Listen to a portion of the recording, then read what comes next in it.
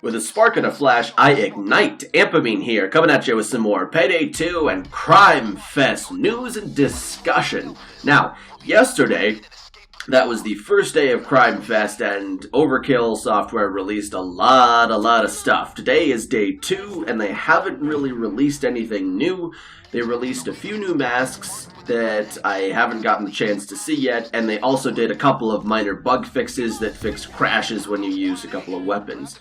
So, that's really the news portion of this. Most of this is going to be me discussing the first day of CRIMEFEST. Now, there was somebody commented in the first video that I did on the day 1 of CRIMEFEST, and they made a really good point that I actually didn't touch on in the first video because I didn't read closely enough and I hadn't played it enough to actually realize what was going on. The weapon skin system in place is actually something that you need to specifically pay for, and I was not aware of this. You get card drops that are safe, so you can get, I believe, a Sputnik safe and a CRIMEFEST 2 safe, and those everybody can get one of those. However, to actually get, to open it, you need to obtain what they call a drill. You know, as is Payday 2 canon, well, Payday 1 and 2 canon, you have a safe, you drill it open. However, you need to go to the Steam store and purchase the drills with which to open those safes with real money. Now, you can, as far as I understand, you can trade safes and drills, but still, I mean, you need to drop actual money in order to open the safe. And after that, you actually have a random chance of getting basically a loot drop for a weapon skin. Different types of safe hold different types of skins. So, there's really no guarantee that you're going to get any one skin that you actually want. And the other thing that I don't believe that I really mentioned was that some of these skins can actually give you small boosts to your statistics. I haven't found anybody who has posted a comprehensive list of what every single weapon skin will add, but from what I have seen, these boosts are very minor. However, that still upsets quite a lot of people, because many people look at this and see it as sort of a pay-to-win thing, because there's a weapon boost that they cannot get without paying Overkill Software for a random chance to get one of these drops. And that's something that a lot of people are really upset about. And to an extent, I very much understand that. It's really frustrating for people to be able to get something better than you for the sole reason that they both A, paid money, and B, got really lucky for. That's something that you look at, and it's just for some people it just kind of makes their blood boil. And you know what? Those people I perfectly understand. Myself, generally the point that I put forth is that I am a cheap-ass gamer.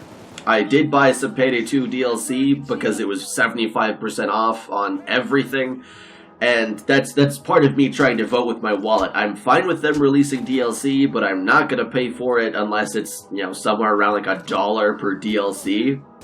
And when they put it to, they reduced the price to around $1 per DLC, I'll buy it. And with the whole skin thing, I am not much of a person when it comes to cosmetics. I don't really care all that much personally. And as for the stat boosts, again, I haven't seen anybody publish any significantly complete or absolutely complete statistics on this. But from everything I've seen, the boosts are so incredibly minor that it really doesn't make a difference in terms of gameplay. So, I mean, it's one of those things where, yes, I don't think it's really all that particularly fair, but the difference between somebody who has gotten a skin and the difference between somebody who has not gotten a skin is so absolutely minute that it's not going to make any difference. Now, my opinion may change if any sort of list of the statistics comes out and it actually does make a huge difference, whether you have one skin or not. And then I will definitely change and say, you know, hey, Overkill, that's not cool. Just make, if people want to pay for cosmetics, that is totally okay by me, but don't make them measurably better than other people just because they threw a ton of money at you. So that is definitely one thing. And interestingly enough, I was playing yesterday. I don't remember any names, and even if I did, I wouldn't name names. But I was playing in a lobby with someone who typed in chat. You know, they're like, "Hey, does anybody have any weapon skins?" And I replied, I was like, "No, I just have a few saves. I'm not actually going to unlock them because I don't plan on buying any drills." And he's like, "Cool, because I've been kicking everybody who has a skin." And I was like, "What? Why? Why would you do that? That doesn't even make any sense." And he's like, "Well, because I hate the whole pay-to-win thing." And I really hope that sort of behavior is not going to continue, because that does not make any sense to me. Because again, if somebody who gets a pays for a drill, gets a weapon skin that gives them maybe like +1 stability or +2 accuracy on their rifle or whatnot, I do not see that as pay to win in any sense of the term. That, and again, and I will keep saying this because it's very true. From what I have seen, I don't care. I don't think it's pay to win. However, if the boosts are much more significant than that, then yeah, I will probably be kind of pissed off. As a quick addendum to all of this, I do want to say, if anybody has purchased a drill and gotten a weapon skin, more power to you. That is awesome. That is great. However, this is again one of those times where I really advocate people voting with their wallets, because if enough people, if enough people say, "I refuse to purchase any drills to use, to open any of these safes that I've dropped," it's going to send a definite message. Because again, if Overkill looks at their sales statistics and they say, "Okay, cool, we've got 100,000 unique users who played this game through this entire week, and maybe 1,000 of them bought a drill to open a safe," maybe they're going to look at that and say, "Well, okay, maybe this really isn't going to work out the way that we had hoped." So this is definitely one of those cases where I hope that it's Overkill looks at what people are buying and sees who wants that, and who wants to buy weapon skins, who doesn't want to buy weapon skins, and they make their decisions accordingly. And honestly, I'm not entirely sure, but this seems to me like something they might be doing in order to be able to release more free DLC. And I know that might be super wishful thinking and really naive.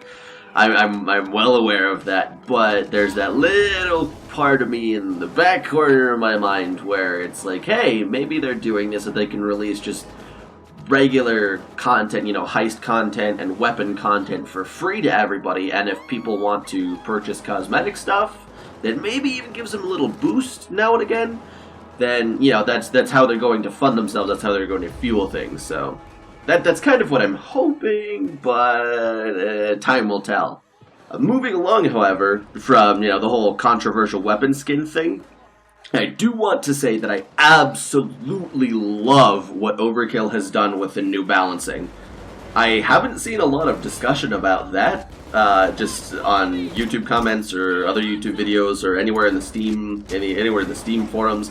But I want to give someone at Overkill a hug for what they've done. I was using the Desert Eagle. I haven't used the Desert Eagle pistol in forever, but now it's got a little more ammo and it does much more damage than it used to. So it's actually really nice again, because even on Overkill, you can, if you get a headshot, you can one-shot kill people. And I also pulled out my M308, which I hadn't used in probably since I stopped playing very hard, on a really regular basis. And it was still really, now it's really effective, because I believe they gave it a small damage reduction, but they gave it a massive damage boost. And now I'm back to really loving that sort of playstyle again. So kudos to Overkill for bringing some of the weapons that I haven't used in a really long time and thought, you know, that they didn't really belong in the current meta of how to play on Overkill and even Deathwish especially. That, I mean, they've brought a lot of guns that I liked using but really couldn't because they just sucked too hard. That, you know, they would hamstring me while I was in an Overkill or a Deathwish game. They've brought a lot of those back into viability, and I love that. I love that to death. I'm serious. If I could go over to Sweden and give the people who did that weapon balance a hug, I would. Honestly, hey Overkill, if you want to pay for my round trip ticket to go to Sweden, I will totally spend the 30 some hours to fly from where I am over to Sweden and hug all of you guys responsible for the weapon rebalance, because it's good stuff. More like that, please. So good. Additionally, I really want to praise the new music that came out in this update. Simon Viklund has outdone himself this time. It's all really, really good. I am a total sucker, I will admit, for a really heavy bass beat and short, catchy melodies, and I think it actually takes a fair amount of skill for an electronica musician to actually get something that just sounds good and gets your heart pumping and is catchy and sticks in your head and just makes you think, oh yeah, let's go do some things, yeah! And Viklund has totally done that. I would highly, highly recommend going to check out some of their new music if you haven't already. One of my particular favorites is the new song called Evil Eye. It's really great, so thank you, Overkill. That music is just freaking great. I love you forever about it, and it's all good stuff. Finally, I'd like to encourage you guys to add this to this discussion in some way. I welcome you to leave comments on my video, go post in the Steam forums, go post on any of the Overkill forum places, give feedback on Twitter, any of that, because I encourage everybody to make their voices heard in one way or another, and I, for one, love discussion. Discussion tends, not always, but tends to make things better. And you know what? If you guys, I'm totally willing to engage in conversation with you all. It's been really nice seeing a couple of comments here and there, and, reminding me of something I forgot, or telling me something I never even knew in the first place. And it's always good to see new perspectives on these things. So I encourage you, whether, again, it's something on my video or somewhere completely different, to just talk about these sorts of things with me, random people on the internet, or, most importantly, Overkill software, because that's how things get improved. That's how really, really nice stuff gets created. So I encourage all of you to do that. Please, please do that. And it'll be good, probably. Anyway, I think that's about it for this episode. Thank you all very much for watching. As always, I appreciate it. And this has been me, Ampamine, coming at you with some more Payday 2 and CRIMEFEST news and discussion. And I will catch all of you on the flip side.